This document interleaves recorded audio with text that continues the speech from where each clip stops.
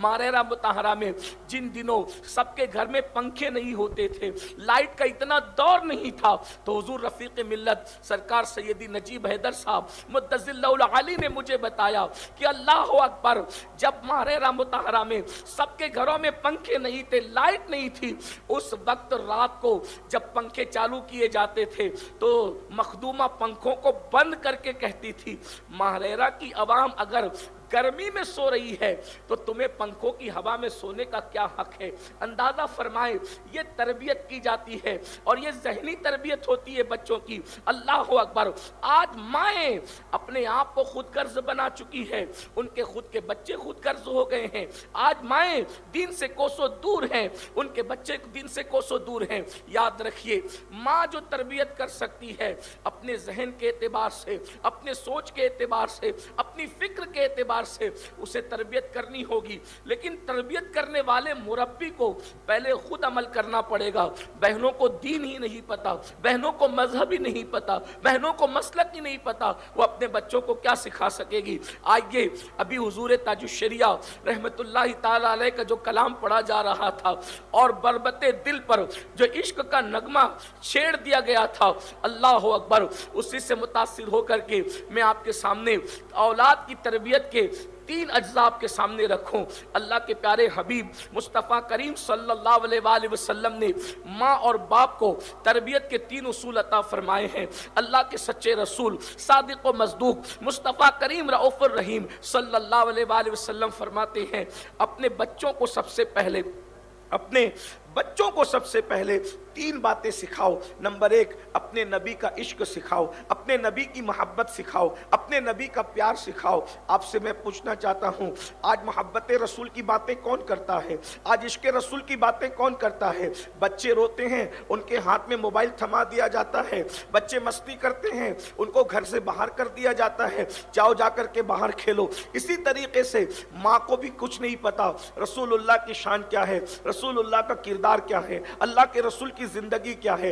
आइए मैं आपके सामने एक वाकया पेश करता हूं। मैं अपनी बहनों की तवज्जो चाहता हूं, जब माँ अपने बच्चों को सुलाए तो कहानी सुला कर न सुलाए, बल्कि अपने बच्चों को रसूलुल्लाह की जिंदगी के वाकयात बयान करे। हुजूर के वाकयात इतने दिलचस्प है, हुजूर अलैहिस्सलाम के वाकयात इतने खूबसूरत है, हुजूर अलैहिस्सलाम के वाकयात इतने हकीकत पर मबनी है कि अगर हम बच्चों को सुलाएंगे। और एक बात याद रखना, माँ अगर खतीब कोई तकरीर करता है, बच्चे उसमें शक कर सकते हैं, लोग उसमें डाउट जो वो खड़ा कर सकते हैं, लेकिन माँ और बाप बचपने में जो भी बात अपने बच्चों को बताते हैं वो बगैर किसी दलील के उसको कबूल करने के लिए तैयार होते हैं। आइए वो धड़कते हुए दिल से उस दास्तान को भी सुने, वो माएँ कैसी तरबियत करती थी और उस दौर का माहौल क्या था। मुस्तफ़ा जान रहमत सल्लल्लाहु अलैहि वसल्लम ने जिस दर्द के साथ, जिस कोशिश के साथ, जिस मेहनत के साथ इस दीन को हम तक पहुंचाया, वो आप पर पोशीदा नहीं होगा। हाँ, रसूलुल्लाह ने अपने हाथों से खंदक तक खोदी है, हुजूर अलैहिस्सलाम की शहजादियों को तलाक तक दी गई है। शाब अबी तालिब के अंदर 3 साल तक के हुजूर अलैहिस्सलाम को और उनके पूरे खानदान को कैद तक कर दिया गया है। न उस पर छत थी, न उस पर कोई साइबान था।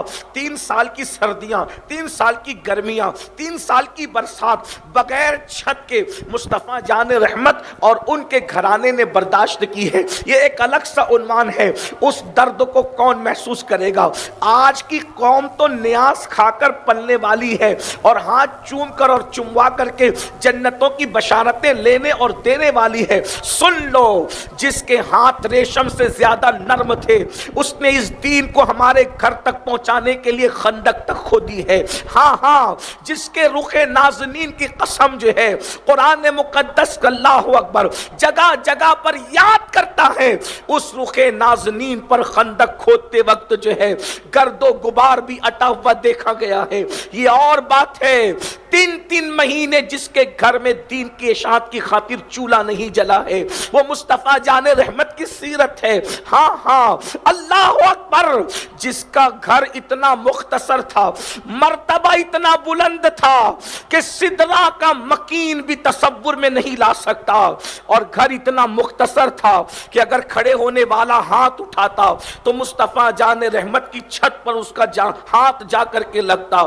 مرتبہ اتنا بلند کہ عرش کی عقل دنگ ہے, چرخ میں آسمان ہے, جانے مراد اب کدھر, ہائے تیرا مکان ہے. اور چھت اتنی مختصر ہے کہ اگر ہاتھ اٹھا دو اللہ اکبر تو چھت پر ہاتھ لگے. رقبہ حجرے کا اتنا مختصر ہے کہ اگر ام المومنین پیر پھیلا کر کے سوئیں تو مصطفیٰ جان رحمت کا مصلی بھی بچھ نہ سکے. اس حالت میں مصطفیٰ جان رحمت نے اللہ کے دین کو ہمارے گھر تک پہنچایا ہے. میں کہتا ہوں جو باپ کی محنتوں کا درد محسوس نہ کرے وہ قابل رحم اور قابل عزت نہیں ہے. جو رسول اللہ کی محنتوں اور ان کے درد کو محسوس نہ کرے وہ قوم کبھی بھی عزت پانے کے قابل نہیں ہے. کاش کہ خواتین کو پتا ہوتا کہ مصطفیٰ جان رحمت کی شہزادیوں نے اس دین کی خاطر طلاق پایا ہے. ایک نہیں دو بیٹیوں نے 3 سال تک شاب ابی طالب کی قید رہی ہے. اللہ اکبر. بہرحال یہ ایک الگ سا عنوان ہے, لیکن بتانا یہ چاہتا ہوں احد کا میدان سجنے والا ہے. اللہ کے سچے رسول صادق و مصدوق مصطفیٰ کریم رؤوف الرحیم صلی اللہ علیہ وآلہ وسلم نے سیدنا بلال کو بلایا. بلال جاؤ اور جا کر مدینہ منورہ کی گلیوں میں اعلان کر دو, مدینے والوں سونے کا وقت نہیں ہے, مصلی پر رونے والوں بس مصلی پہ رونے کا وقت نہیں ہے, تلاوت کرنے والوں اٹھو, مصحف کی نہیں چہرہ مصطفیٰ کی تلاوت کے لیے چلو. سر جھکانے والوں سر جھکانے کا وقت نہیں ہے بلکہ معراج بندگی کا وقت آ گیا ہے. سر جھکانے سے بڑا کام سر کٹانے کا کام ہے. چلو چلو, اس لیے کہ جھکا ہوا سر کہاں لے جائے گا یہ تو اپنی جگہ ہے, لیکن کٹے ہوئے سر سیدھا جنت میں لے جاتے ہیں جسے شہادت کہتے ہیں.